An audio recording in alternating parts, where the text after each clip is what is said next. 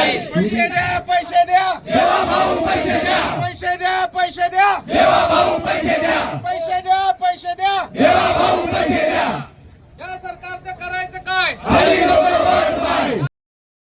मैदानावर जलजीवन मिशनचे कामं करणारे कंत्राटदार राज्यभरातून राज्याच्या कानाकोपऱ्यातून या ठिकाणी जमलो साहेब. आम्हाला गेल्या 2 वर्षापासून आम्ही केलेल्या कामाचे पैसे मिळत नाही म्हणून या ठिकाणी येऊन आंदोलन करण्याची वेळ आलेली आहे.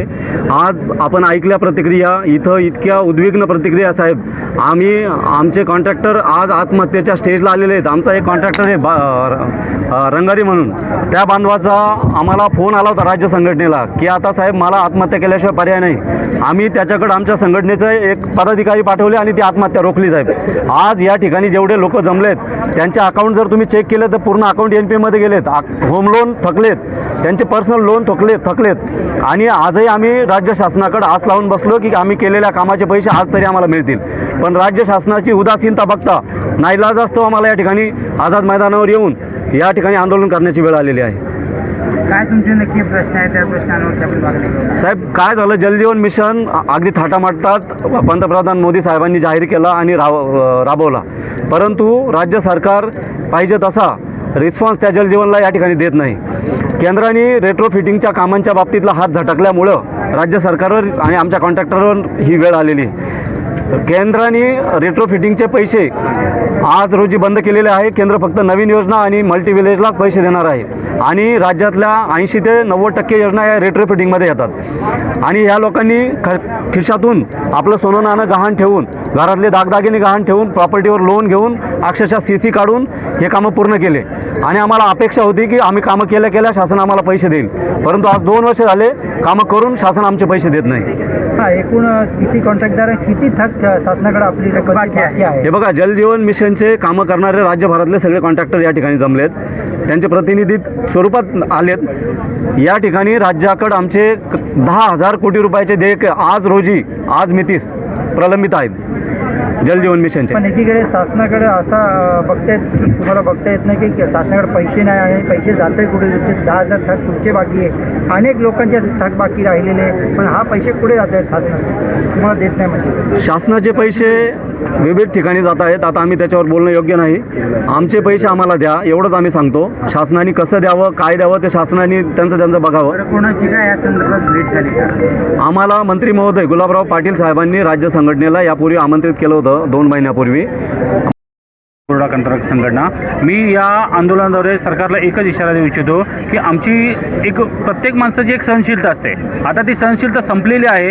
एखाद्या जशा हर्षल पाटीलची आत्महत्या झाली तशा अनेक आत्महत्या होऊ नयेत यासाठी सरकारने गांभीर्यपूर्वक लक्ष द्यावं आणि लवकरात लवकर निधीची तरतूद करावी. कारण कसं होतं आहे, आता निधी यांनी दिलेला नाही आहे आणि देत आहे तर मग तुटपून जा. एक 10%, 5% निधी म्हणजे तोंडाला पानं पुसल्यासारखं करत आहे सरकार. एखादा GR काढतंय, GRचं पुढच्या अधिवेशनात 6-6 महिने तर आधी तुम्ही GR काढताय, तर पुढच्या दिवसात त्याला मंजुरी होणार, त्याच्यानंतर ते निधी वाटप होणार किंवा त्याची तरतूद होणार. त्या गोष्टीला अर्थ नाही आहे. सरकारने एक विशेष अधिवेशन घ्यावं आणि ह्या कॉन्ट्रॅक्टरना मरण यातनेतून बाहेर काढावं. तर नाराजी कोणावर आहे? महाराष्ट्र सरकार,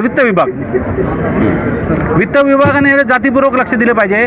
जसं रोज नवीन सूर्योदय होतो तसं जलजीवनमध्ये रोज नवीन GR काढतात, रोज नवीन. आज निधी वाटपामध्ये 15-15, 25-25 अटी टाकतात ज्याची की काही गरज नाही आहे. आज निधी द्यायचा आहे, तुम्ही एक तर तुटपुंजा निधी देतात, त्यात new single village, multi village, retro असे वर्गवारी करून 50 ते 75, 75 ते 100 पाणी सुरू आहे, 100 लोकवर्गणी. आता निविदेमध्ये लोकवर्गणीचा काही संबंध नव्हता, त्याच्यावर पण शासन गेले 1 वर्ष झालं विचाराधीनच आहे की लोकवर्गणीची काय करायचं आहे, ती लोकवर्गणीची कुठून माफ होईल का किंवा ग्रामपंचायत भरेल का. निविदेमध्ये अटीशर्ती नसताना सुद्धा त्या बघा, सकाळपासून जे आपण आझाद मैदानावर आंदोलन करत आहोत, आपल्या आंदोलनाची चर्चा खूप झाली. आपण सर्वांपर्यंत दुपारी मेसेज दिला होता आणि एवढे तत्पर, एवढे कार्यक्षम मंत्री आपल्या विभागाला लाभले. आपलं सौभाग्य समजा. 18-19 या ठिकाणी आंदोलन झालं. त्या आंदोलनाला मला वाटतं काय त्यांचं आंदोलन झालं, पण कोणी असा विभाग प्रमुख किंवा मंत्री त्या ठिकाणी नव्हते. आपले मंत्री साहेब खूप संवेदनशील आहेत आणि आपल्याला न्याय देतील हा विश्वास ठेवा. मी मंत्री महोदय सर्वांना विनंती करतो की या ठिकाणी आपण थोडंसं आम्हाला आश्वासित करावं.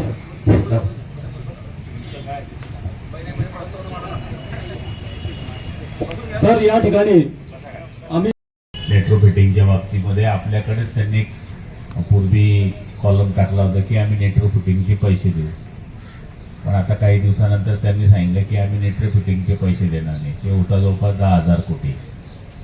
त्यामुळे राज्याने तो भार उचलण्याचा या ठिकाणी मंजुरी दिलेलीच आहे. कॅबिनेटमध्ये ती मंजुरी झालेलीच आहे. जल जीवन मिशनमध्ये आपण एकूण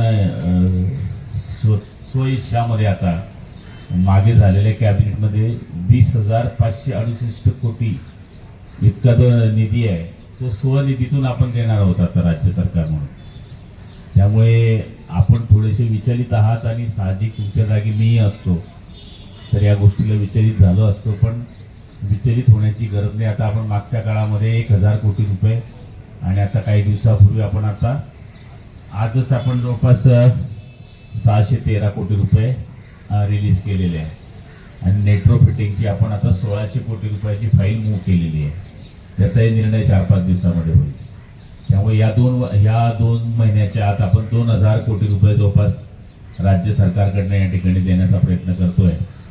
पण आपण या ठिकाणी आपण पाहिलं असेल की रेट्रो फिटिंगला 1,261 एकूण प्रस्ताव हा 1,590 कोटी रुपयाचा आहे. हा FD सादर झालेला आहे आताच आपला आणि आपल्याकडे हातात लेखी आहे. तुम्ही नव्हे तर मी सुद्धा या गोष्टीला कंटाळलेला आहे की जेवढे तुम्हाला फोन येतात तेवढ्यापेक्षा जास्त फोन मला येतात. काहींचं ट्रान्सफॉर्मर करता काम थांबलं आहे, काहींचं फक्त 10% लोकवर्गणी भरली गेली नाही म्हणून त्याच्याकरता मग ती कोण देणार त्याच्याकरता हस्तांतरण होत नाही आहे. तर 10% लोकवर्गणी सुद्धा राज्य सरकार त्याचा भार उचलणार आहे. बरेच प्रॉब्लेम आपण या ठिकाणी त्या ठिकाणी 5% आणि 10% दोन नियम आहे. म्हणजे तिथे मागासवर्गीय किंवा जो आदिवासी जिल्हा आहे तिथे 5% आणि जनरलमध्ये 10%. त्यामुळे आता मी केंद्राच्या मिटिंगमध्ये पण जाऊन आलो आणि तिथे काय झालं मला काही सांगायची गरज नाही, ते तुम्हाला सगळ्यांना माहिती आहे. त्यामुळे मी केंद्रावर बोलणे, केंद्राने माझ्यावर बोलणे, कॉन्ट्रॅक्टरने मंत्र्यावर बोलणे याच्यापेक्षा आपल्याला प्रश्न सोडवणे सगळ्यात महत्त्वाचे आहे. त्यामुळे आपण काळजी करू नका, कारण की याच्यामधले बरेच पैसे आता आम्ही काही 2-3 दिवसामध्ये आता बरेच पैसे आपले रिलीज होणार आहे. आणि ज्यावेळेस ही फाईल मूव्ह झालेली आहे तर आपले माननीय मुख्यमंत्री असतील किंवा पूर्ण मंत्रिमंडळ असेल आपल्याकरता पॉझिटिव्ह आहे. कारण की पॉझिटिव्ह नसतं तर कॅबिनेटने आपल्याला 20,000 कोटी रुपयाची मान्यताच दिली नसती. पण हे पण सत्य आहे की माझ्याही जवळचे मित्र कॉन्ट्रॅक्टर आहे काही